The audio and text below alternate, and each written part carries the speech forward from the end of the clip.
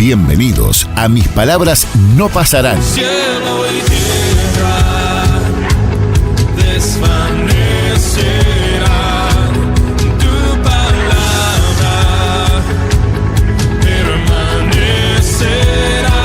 El programa donde emitimos las exposiciones bíblicas de reconocidos expositores reformados que ya están con el Señor. Cada episodio nos acerca a las enseñanzas eternas de hombres de Dios que, aunque ya no estén entre nosotros, dejaron un legado de sabiduría y fe basado en la palabra de Dios. Porque todo es de Él, y por Él y para Él, a su nombre sea la gloria.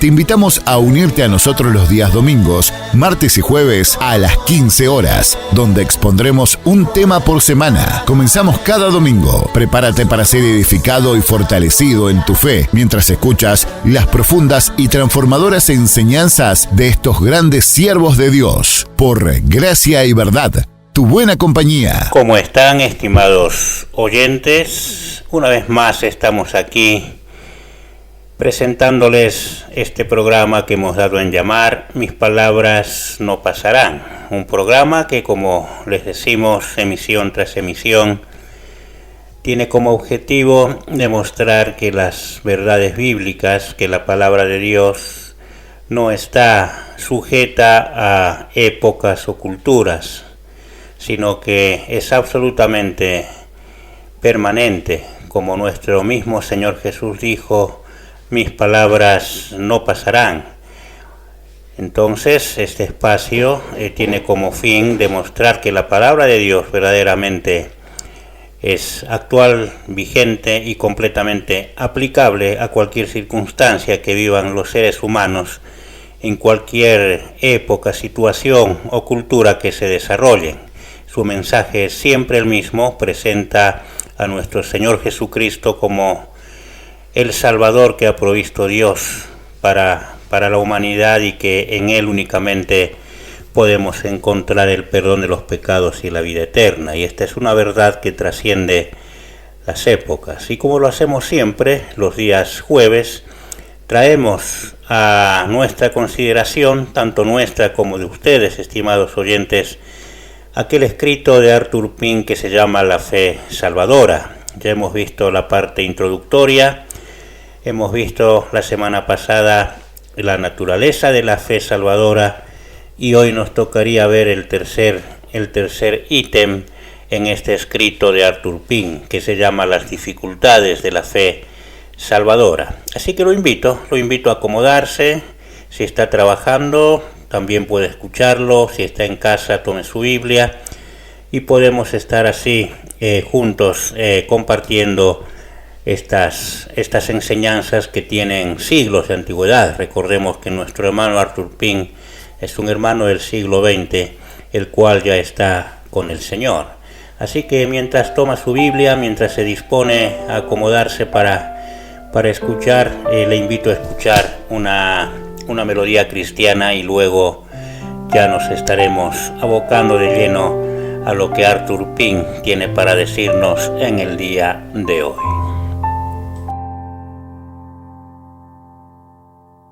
Tu palabra revelada hoy recibiré, que penetra y parte el alma, revelando mi ser. Ven, discierne intenciones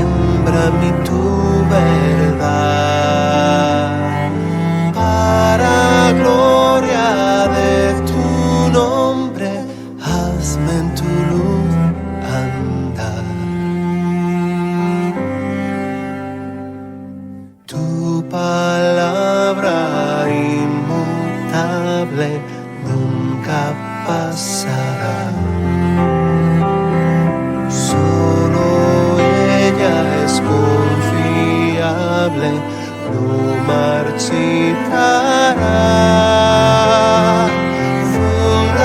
Fundamento, roca eterna, refugio en tempestad. Firme en ella está tu iglesia, en ella vencerá. Tu palabra suficiente nos equipará. Redarguye y reprende, siempre enseñará. Instruyendo en justicia, perfeccionará. Para toda buena obra nos capacitará. Tu palabra infalible queremos oír. Que tu voz se haga audible, venga a destruir. Y un templo edifiques para en él habitar. Y tu esposa santifiques para la eternidad.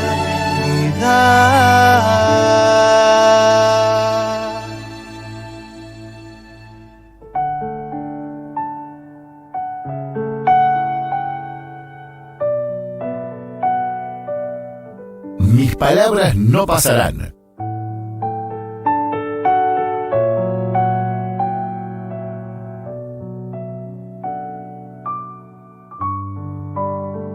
Bien, ya estamos aquí otra vez. Como dijimos, esta es la tercera entrega, el tercer punto en este escrito de Arthur Pym que se llama Las dificultades de la fe salvadora. El escrito se llama La fe salvadora. Bien, dice de la siguiente manera: algunos de nuestros lectores, u oyentes en este caso, ¿sí?, probablemente se sorprenderán de oír acerca de la dificultad de la fe salvadora. En casi todas las escuelas de hoy se enseña, aún los ortodoxos y fundamentalistas, que salvarse es un asunto sumamente simple, siempre y cuando una persona crea en Juan 3:16, descanse en él o acepte a Cristo como su Salvador personal.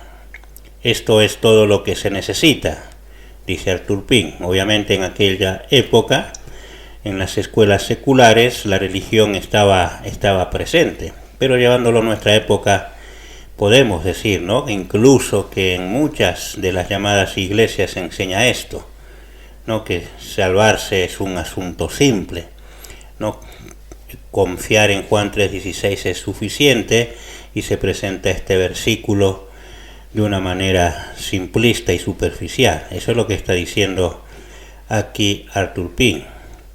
Continúa diciendo: se dice muy a menudo que no hay nada que el pecador tenga que hacer sino solo dirigir su fe hacia el objeto correcto. Así como un hombre confía en su facultad de fe y confiar en Cristo. Esta idea ha sido recibida tan ampliamente que condenaría en estos tiempos es acarrearse la marca de hereje. Obviamente quienes confían de esta manera, quienes no comparten este popular pensamiento, incluso son calificados de herejes. No obstante, el que aquí escribe denuncia esto, sin duda alguna, como la mentira más insultante a Dios de parte del diablo. Una fe natural es suficiente para confiar en un objeto humano, pero una fe sobrenatural se requiere para confiar de forma salvadora en un objeto divino. Al observar los métodos empleados por estos evangelistas, lo pone entre comillas, el día de hoy y por los ganadores de almas, otra vez entre comillas, nos preguntamos, ¿qué lugar ocupa el Espíritu Santo en sus pensamientos?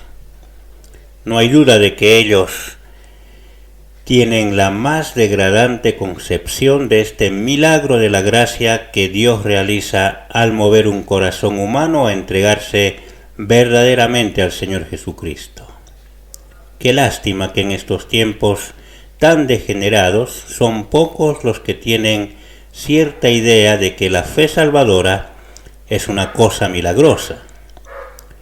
Por el contrario, se supone casi universalmente que la fe salvadora no es nada más que un acto de la voluntad humana, que cualquiera puede realizar. Todo lo que se necesita es presentarle al pecador unos versos de las Escrituras que lo describan en su condición perdida, uno o dos que tengan la palabra creer, y luego una pequeña persuasión para que él acepte a Cristo. Y ya el asunto está concluido. Y lo peor es que muy pocos ven nada o algo malo en esto, ciegos al hecho de que semejante proceso es tan solo la droga del diablo, dice Arthur Pym, para arrullar a miles en una falsa paz. Son muchos los que han sido llevados a creer que son salvos. En realidad, su fe surgió tan solo de un superficial proceso de lógica. Un ganador de almas se dirige a un hombre que no tiene ninguna preocupación por la gloria de Dios, que no se da cuenta de su terrible hostilidad hacia él, y éste, ansioso de ganar otra alma para Cristo, saca su Nuevo Testamento y le lee 1 Timoteo 1:15. El obrero le explica: usted es un pecador. Luego le lee Juan 3:16 y le pregunta: ¿a quién incluye la frase todo aquel? La pregunta se la repite hasta que la pobre víctima responde: usted, yo y todo el mundo. Entonces le pregunta lo siguiente: ¿lo creerá? ¿Creerá que Jesús lo ama y que Cristo murió por usted? Y si la respuesta es sí, es inmediatamente asegurado de que él ahora es salvo. Ah, querido lector, o querido oyente en este caso, ¿no? Si fue así que usted fue salvo, entonces fue con palabras engañosas de humana sabiduría, y su fe está basada solamente en la sabiduría de los hombres, como dice Pablo en 1 Corintios capítulo 2 versículos 4 y 5. Y no en el poder de Dios, ¿no? Los tiempos, como se dará cuenta, estimado oyente, no han cambiado, ¿no? Los métodos prácticamente siguen siendo los mismos y el Evangelio es llevado, ¿no?, como siempre, por el diablo hacia una situación simple, hacia un creer superficial. Es lo que está denunciando aquí Arthur Pym. Pasó allá en el siglo XX y pasa hoy también ahora. Continuamos. Hay multitudes que piensan que es tan fácil para un pecador el purificar su corazón como es para él lavarse las manos. Admitir la escrutinante y fulminante luz de la verdad divina en nuestra alma como se admite el sol de la mañana en las habitaciones al abrir las cortinas. Cambiar de los ídolos a Dios, de este mundo a Cristo, del pecado a la santidad, como cambiar un barco en dirección totalmente opuesta con la ayuda de su timón. Oh lector, no se deje engañar con este asunto tan vital.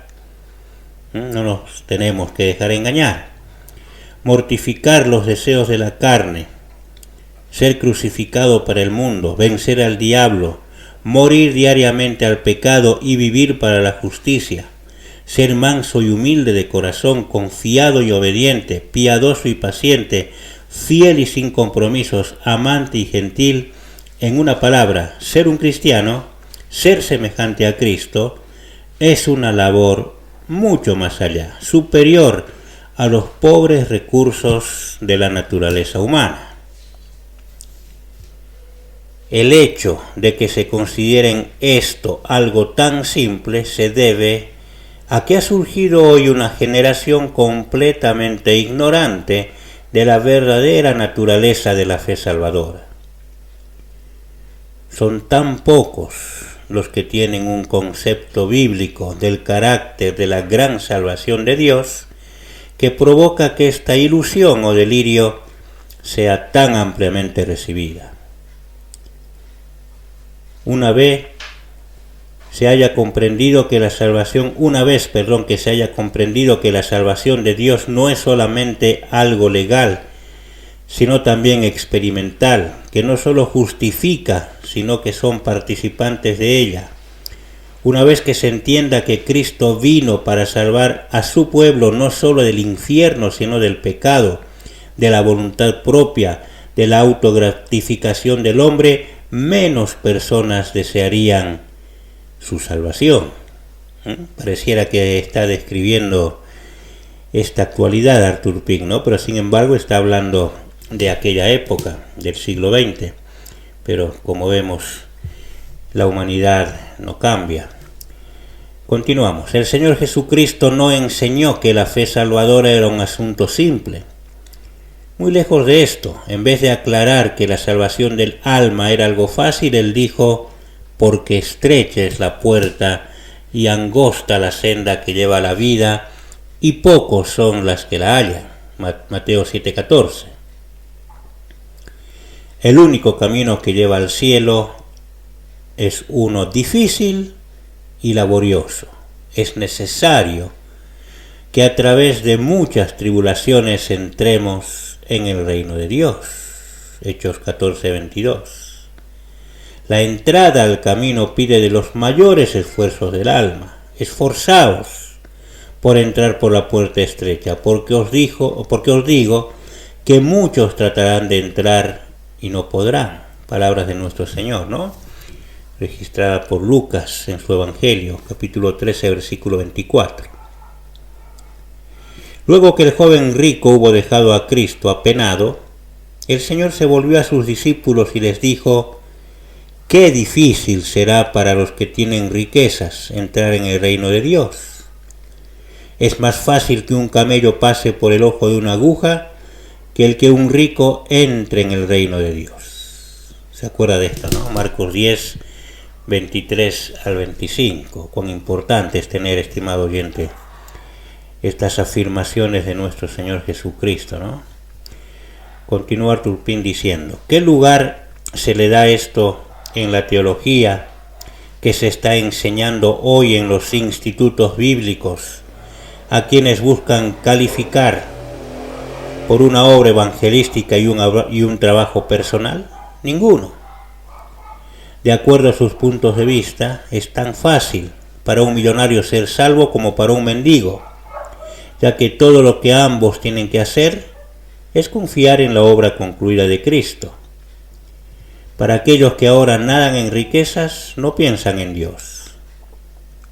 Cuando comían sus pastos, dice Oseas, se saciaron, y al estar saciados, se ensoberbeció su corazón, por tanto, se olvidaron de mí. Oseas 13:6. Cuando los discípulos oyeron estas palabras de Cristo, se asombraron aún más y le dijeron: ¿y quién podrá salvarse?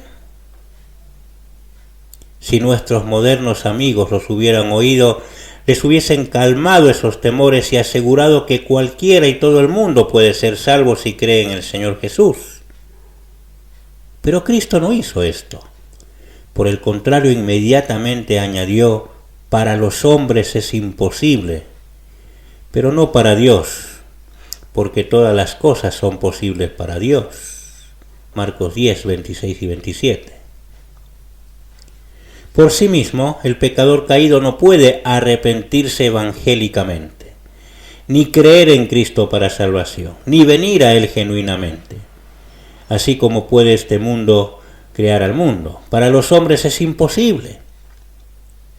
Saca del medio cualquier tipo de atribución especial al poder de la voluntad del hombre. Nada, solo un milagro de la gracia puede lograr la salvación de cualquier pecador. ¿Y por qué es imposible para el hombre natural ejercer la fe salvadora? Deje que la respuesta salga del caso de este joven rico. Él se alejó triste de Cristo, porque era dueño de muchos bienes, dice la palabra, ¿verdad? Él estaba envuelto en ellos. Estos bienes eran sus ídolos. Su corazón estaba encadenado a las cosas de la tierra. Las demandas de Cristo eran demasiado rigurosas y excesivas. Abandonar todo y seguirlo a Él era más de lo que carne y sangre pueden soportar. Oyente, ¿cuáles son tus ídolos?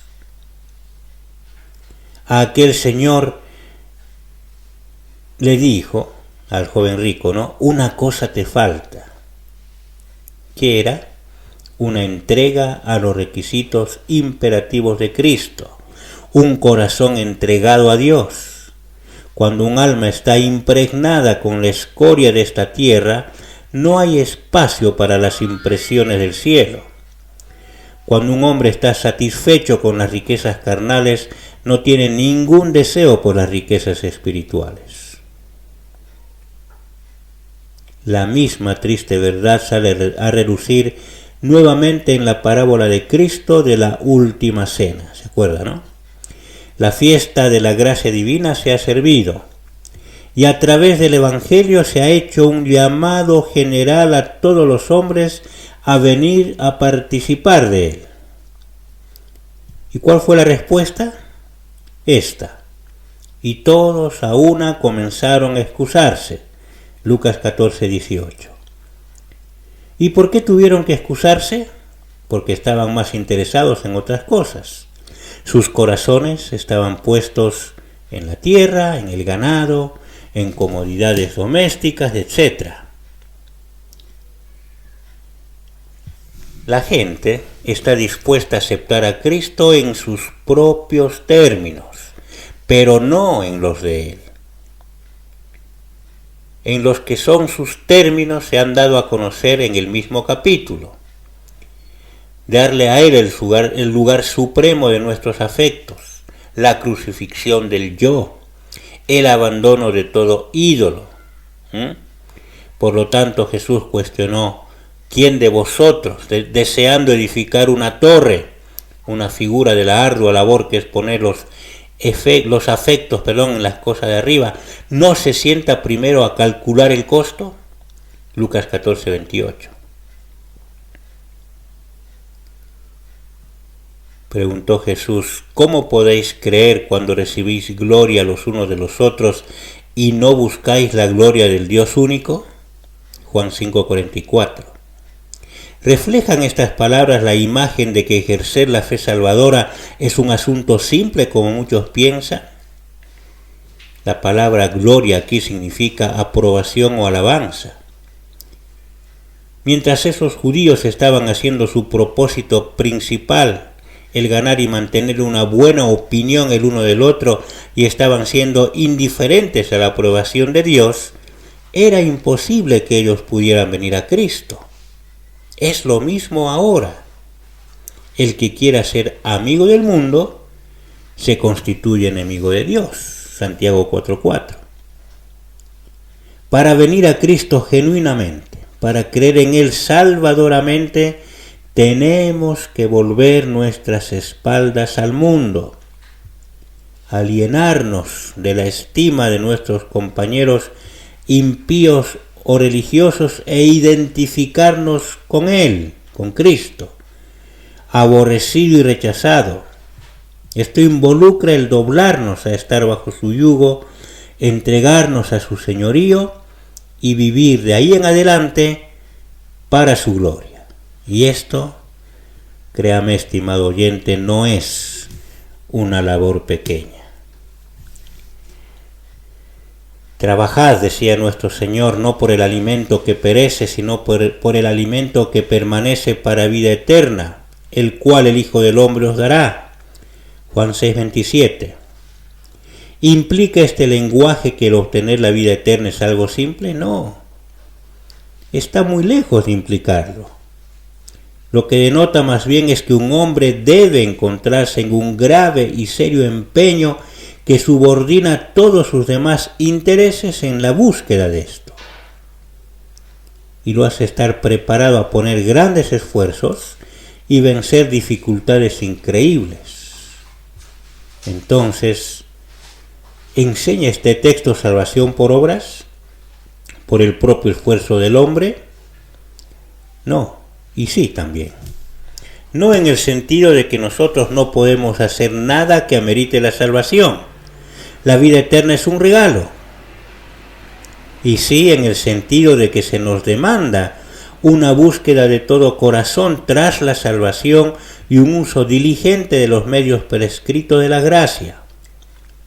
En ningún lugar en la Escritura existe promesa alguna para el descuidado. Nadie puede venir a mí si no le trae el Padre que me envió.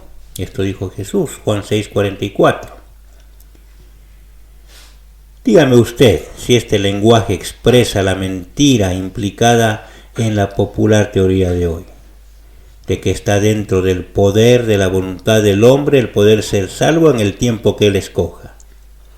¿No contradice llanamente este verso la idea que agrada a la carne y glorifica a la criatura de que cualquiera puede recibir a Cristo como su Salvador en el momento que él decida hacerlo? La razón por la cual el hombre natural no puede ir a Cristo hasta que el Padre lo traiga es porque él es un esclavo del pecado. Juan 8:34. Sirviendo a diversos deseos. Tito 3:3. Es un cautivo del diablo. 2 Timoteo 2:26. El poder del Todopoderoso tiene que romper sus cadenas y abrir las puertas de la prisión. Lucas 4:18, a fin de que él finalmente pueda venir a Cristo. ¿Puede alguno que ama las tinieblas y odia la luz revertir el proceso? No. No más que un hombre que tiene un pie enfermo o una mano gangrenada puede sanarla por un esfuerzo de su voluntad. Dice Jeremías, ¿puede el etíope mudar su piel o el leopardo sus manchas? Así vosotros ¿podréis hacer el bien estando acostumbrados a hacer el mal? Jeremías 13:23. Y si el justo con dificultad se salva, dice Pedro en su primera carta, ¿qué será del impío y del pecador? Terrible, ¿no? Matthew Henry dijo, es tanto así como lo máximo que pueda hacerse para asegurar la salvación de sus almas. Hay tantos sufrimientos, tentaciones y dificultades a ser vencidas, tantos pecados a ser mortificados. La puerta es tan estrecha y el camino tan angosto que es tanto como el hombre justo pueda hacer para ser salvo. Deje que absoluta necesidad de la salvación balancee la dificultad misma. Considere que sus dificultades son las mayores al principio y Dios le ofrecerá su gracia y ayuda. El certamen no durará mucho. Sea fiel hasta la muerte y Dios le dará la corona de la vida. ¿O no dice eso Apocalipsis 2:10? Así también dijo John Lillian, después de todo lo que he hecho, el Señor, enviando a su Hijo y el Espíritu Santo, es solo con dificultad, con excesiva dificultad, que la obra de salvar al justo avanza a su consumación. La entrada al reino es a través de mucha tribulación, a través de muchas luchas afuera y temores adentro, a través de debilidades y continuos fracasos de la carne y muchos dardos de fuego de Satán. Así están entonces las razones de por qué la fe salvadora es tan difícil de ejercer. Uno, por su propia naturaleza. Los hombres son totalmente ignorantes del verdadero carácter de esta fe y por lo tanto son fácilmente engañados por los plausibles, sustitutos de Satanás de esa misma fe. Aun ellos, estando bíblicamente informados, tristemente vuelven sus espaldas a Cristo, como lo hizo el joven rico cuando oyó los términos de su discipulado, o hipócritamente profesan lo que ellos no poseen.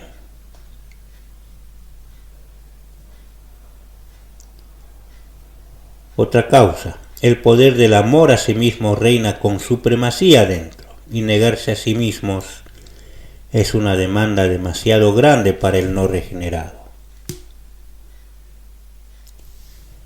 El amor al mundo y la aprobación de sus amigos interfiere el camino hacia una entrega completa a Cristo. Otro motivo, otro más.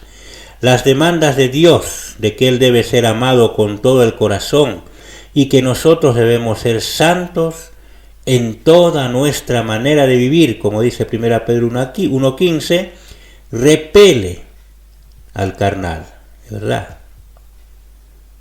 Otro motivo más, el llevar el reproche de Cristo, el ser odiados por el mundo religioso, el sufrir persecución por causa de la justicia, es algo que la mera sangre y carne evita.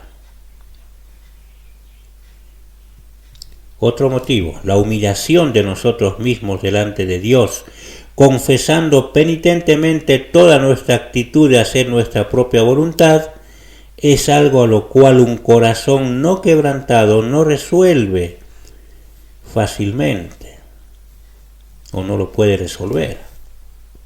Otro motivo, el pelear la buena batalla de la fe, como dice Pablo en 1 Timoteo 6:12, y vencer al diablo, como dice Juan en 1 Juan 2:13, es demasiado arduo y agotador para aquellos que aman su propia paz y tranquilidad.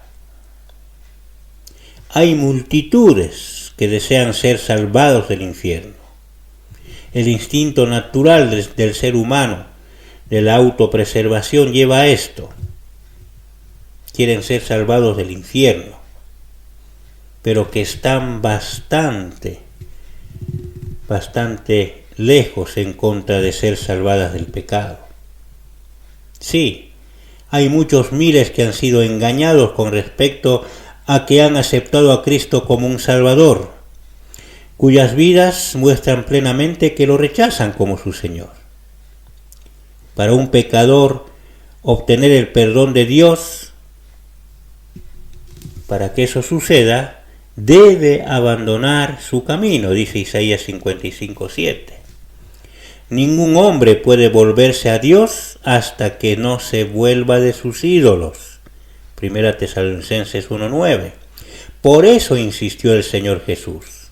Así pues, cualquiera de vosotros que no renuncie a todas sus posesiones no puede ser mi discípulo. Lucas 14:33. Y lo más terrible es que muchos predicadores hoy, bajo el pretexto de magnificar la gracia de Dios, han presentado a Cristo como ministro de pecado, como uno quien ha procurado a través de su sacrificio expiatorio una indulgencia para los hombres, para que éstos continúen gratificando sus deseos carnales y mundanos. Si un hombre profesa creer en el nacimiento virginal y la muerte vicaria de Cristo y clama confiar solamente en Él para su salvación, puede pasar por un cristiano verdadero casi en todas partes hoy, aunque su vida diaria pueda no ser diferente de aquel moralista del mundo quien no hace profesión alguna. Mediante esta misma fantasía, el diablo está haciéndose aspirar cloroformo a miles en su camino hacia el infierno. Tremenda frase, ¿no? La vuelvo a leer.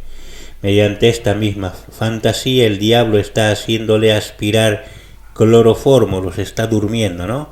A miles en su camino hacia el infierno. El Señor Jesús pregunta: ¿y por qué me llamáis Señor, Señor, y no hacéis lo que yo digo? Juan 6:46. E insistió: No todo el que me dice Señor, Señor, entrará en el reino de los cielos. ¿Se acuerdan, no, de esa porción? Mateo 7:21. La tarea más difícil delante de nosotros no es aprender, sino desaprender.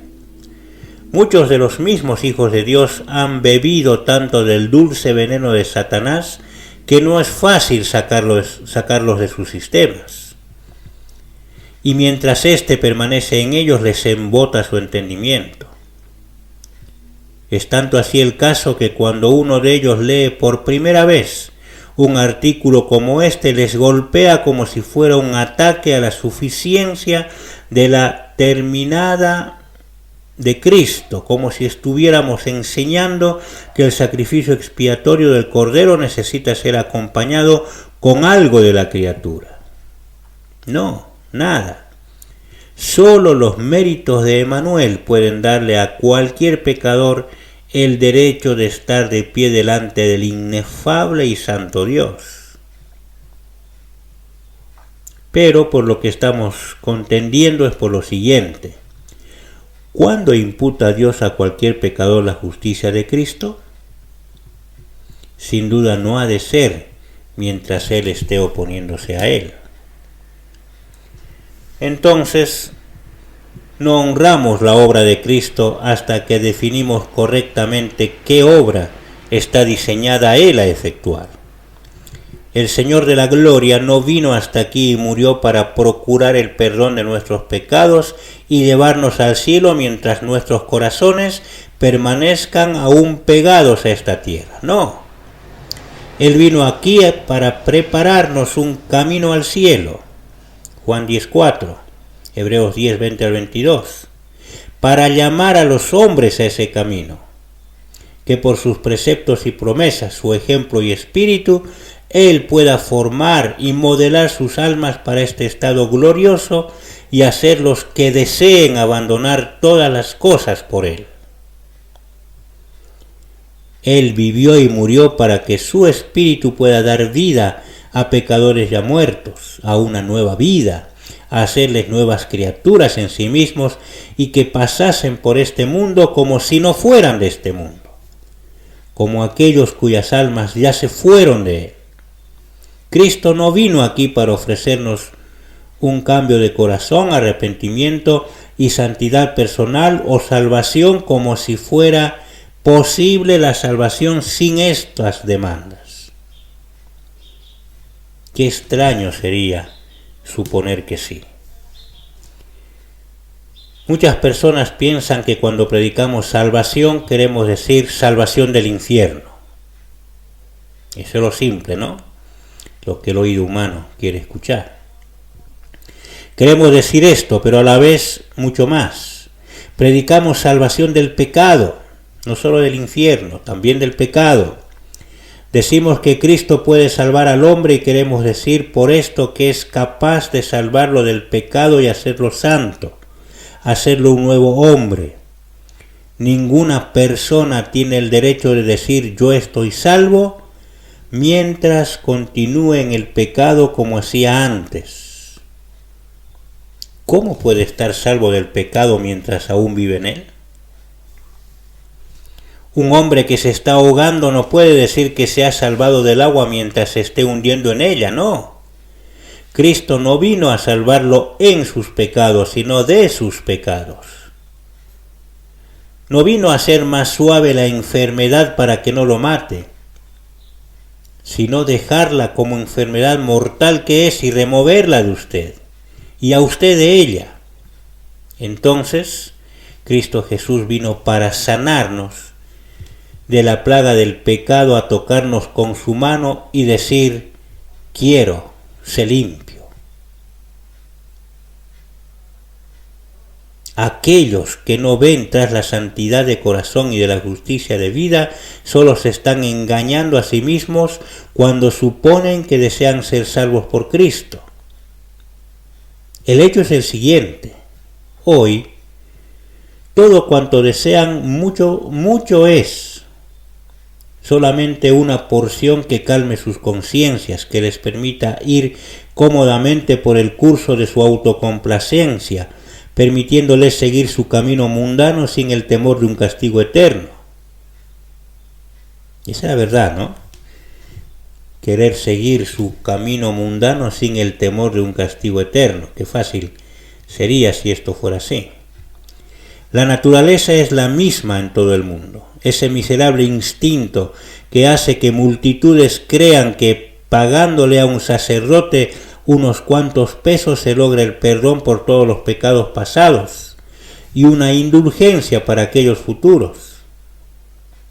Mueve otras multitudes a devorar angurriosamente la mentira de que con un corazón no quebrantado e impenitente por un mero acto de la voluntad ellos puedan creer en Cristo y así obtener no solamente el perdón de pecados pasados, sino una seguridad eterna, sin importar lo que ellos hagan o no hagan en el futuro.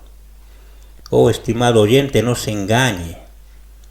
Dios no libra a nadie de la condenación, sino a aquellos que están en Cristo Jesús. Romanos 8:1. De modo que si alguno está en Cristo, nueva criatura es, las cosas viejas pasaron, he aquí son hechas nuevas. 2 Corintios 5:17. La gracia salvadora hace al pecador ir a Cristo con una verdadera sed del alma, a fin de poder tomar del agua de vida y de su espíritu santificador. Juan 7, 38 y 39. El amar a nuestros enemigos, bendecir a quienes nos maldicen, orar por quienes malignamente nos usan, está muy lejos de ser algo fácil. Sin embargo, esto es solo una parte de la labor que Cristo asigna a aquellos que serían sus discípulos.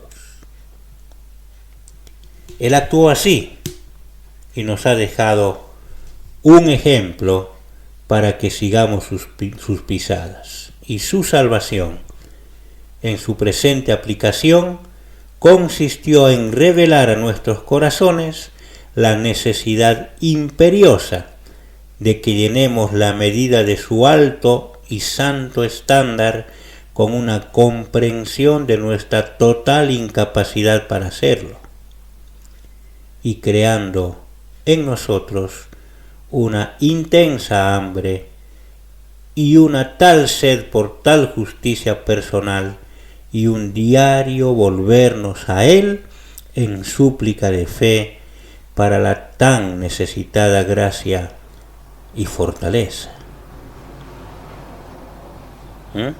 Y aquí concluye Arthur Pink, ¿no? con este punto de las dificultades de la fe salvadora. Sin duda alguna, estimado oyente, estas consideraciones de aquel hombre de Dios del siglo XX son tan actuales que, como decimos, ¿no? en el eslogan de nuestro programa, la palabra de Dios, las verdades bíblicas son aplicables perfectamente a cualquier época.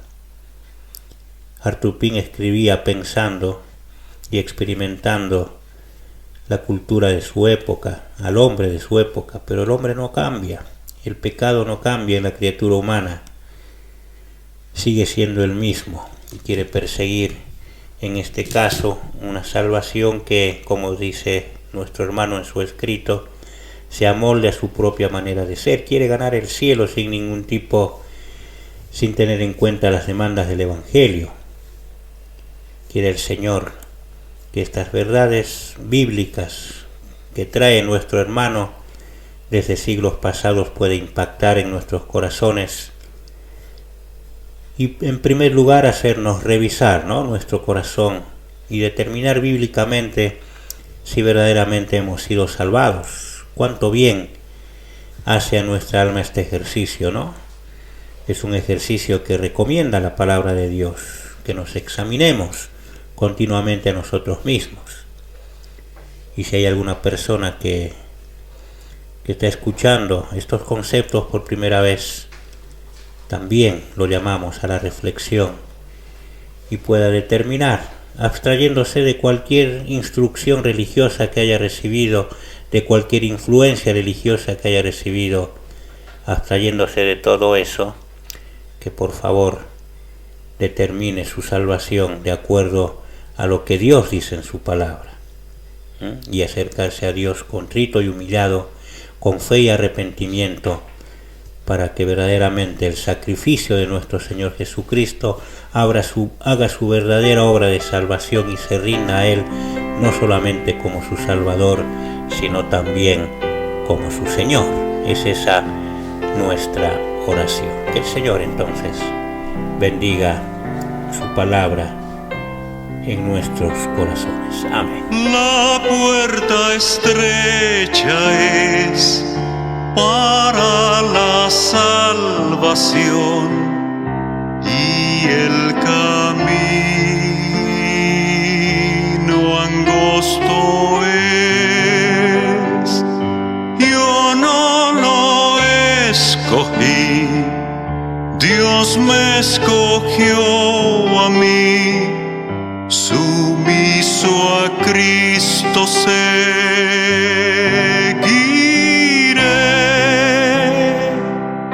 No lo que quiera hacer, ni donde quiera ir, pues quién soy yo que debo decidir.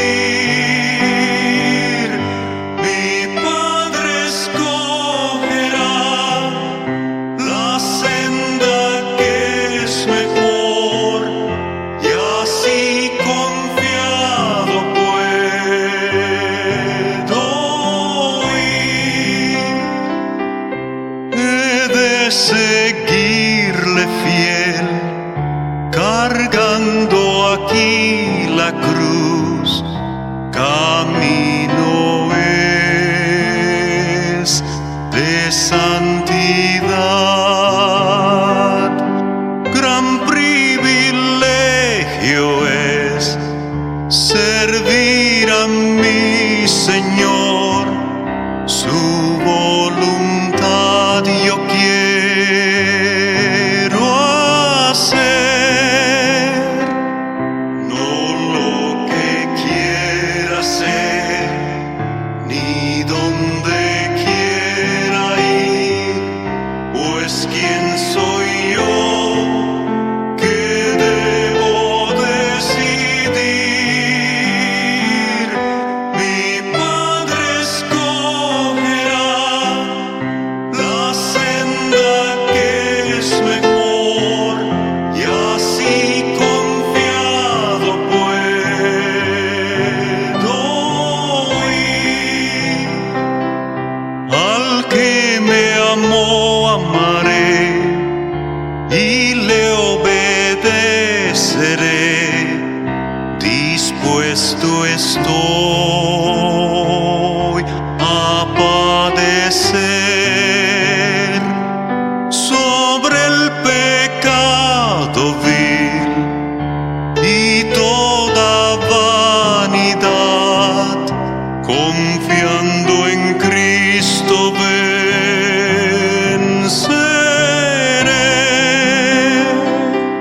No lo que quiera hacer, ni donde quiera ir, pues quién soy yo que debo decidir. Mi Padre escogerá la senda que es mejor, y así confiado puedo ir. Y así, estimado amigo, estimado oyente, terminamos con nuestro espacio. Hemos llegado al fin de este espacio que hemos llamado Mis palabras no pasarán, orando siempre al Señor, intercediendo para que su palabra haga efecto en nuestros corazones y que verdaderamente seamos guiados por el Espíritu de Dios, por el Santo Espíritu, a una comprensión del Evangelio genuina, a contemplar nuestra real necesidad de Dios en nuestras vidas, considerarnos como realmente somos pecadores y reconocer en nuestro Señor Jesucristo, el único que ha sido facultado por Dios para nuestra salvación, y confiar en esa obra expiatoria realizada en la cruz del Calvario. Ese es nuestro deseo, y nos encontraremos entonces el próximo jueves. Vamos a continuar con este escrito de Arthur Pink. Vamos a entrar ya en su cuarta consideración, así que lo invitamos a separar, a agendar este tiempo para que sigamos escuchando lo que la palabra de Dios tiene para decirnos a través de este hermano que ya está con el Señor. Nos despedimos entonces, será hasta el próximo jueves, y nuestra oración es siempre que Dios bendiga su palabra en su corazón. Y así llegamos al final de otro inspirador episodio de Mis Palabras No Pasarán. Durante este tiempo hemos sido enriquecidos por las enseñanzas de reconocidos expositores reformados que ya están con el Señor. Dios ayudador por siglos fiel, mi vida escrita en tu libro está. Que sus palabras continúen resonando en nuestros corazones y guiándonos en nuestro crecimiento espiritual. Hasta la próxima en Mis Palabras No Pasarán.